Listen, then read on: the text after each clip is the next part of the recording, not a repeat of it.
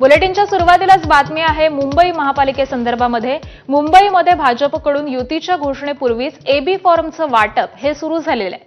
उमेदवारी देताना भाजपकडून युवा चेहऱ्यांना प्राधान्य देण्यात आलेले आहे, तर युवा मोर्चा अध्यक्ष तेजिंदर सिंग तिवानांना वॉर्ड क्रमांक 47 मधून उमेदवारी देण्यात आलेली आहे। माध्यम प्रमुख नवनाथ बन हे वॉर्ड क्रमांक 135 चे भाजपचे उमेदवार असणार आहेत, तर माजी नगरसेवक शिवानंद शेट्टी, जितेंद्र पटेलांना देखील एबी फॉर्म हा सुपूर्द करण्यात आलेला आहे।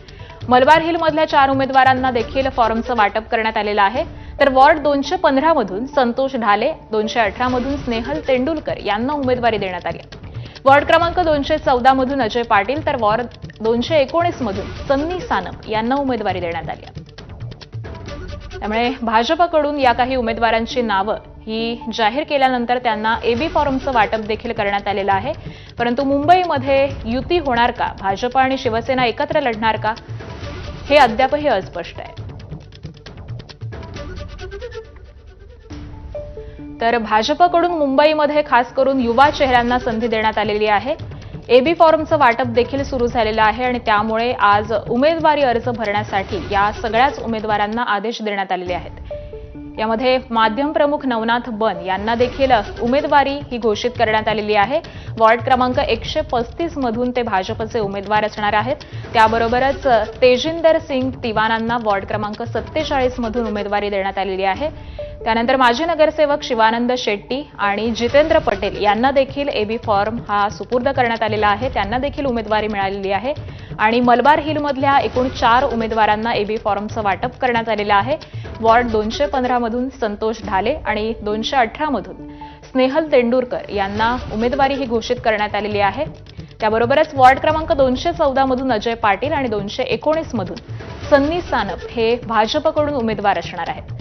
खरं तर भाजप आणि शिवसेनेची युती ही अद्यापही घोषित झालेली नसताना ही काही नावं समोर आलेली आहेत आणि याच संदर्भातले अपडेट देत आहेत आमचे प्रतिनिधी अभिषेक मोठाळ। अभिषेक, नक्कीच अनेक जणांना भाजपकडनं सध्याला एबी फॉर्मचं वाटप करण्यात आलेलं आहे। त्यामधली काही नावं जी आहेत ती आता अद्याप समोर आलेली आहे।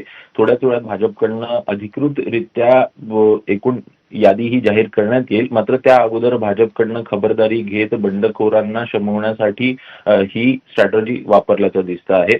एकूणच नील सुमैया यांना मुलुंड पश्चिमेच्या वॉर्ड क्रमांक 107 मधनं उमेदवारी देण्यात आलेली आहे। नील सुमैया हे माजी खासदार किरीट सुमैया यांचे पुत्र आहे। ते आज दुपारी 1 वाजता अर्ज दाखल करताना पाहायला मिळेल।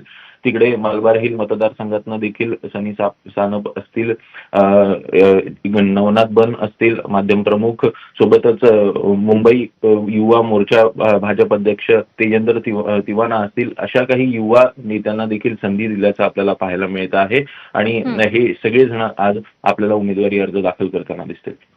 अगदी निश्चित अपडेट जाणून घेऊ। तुर्तास धन्यवाद अभिषेक या माहितीसाठी। तर भाजपकडून काही उमेदवारांची नावं ही जाहीर करण्यात आलेली आहेत, त्यांना एबी फॉर्मचं वाटप देखील करण्यात आलेलं आहे।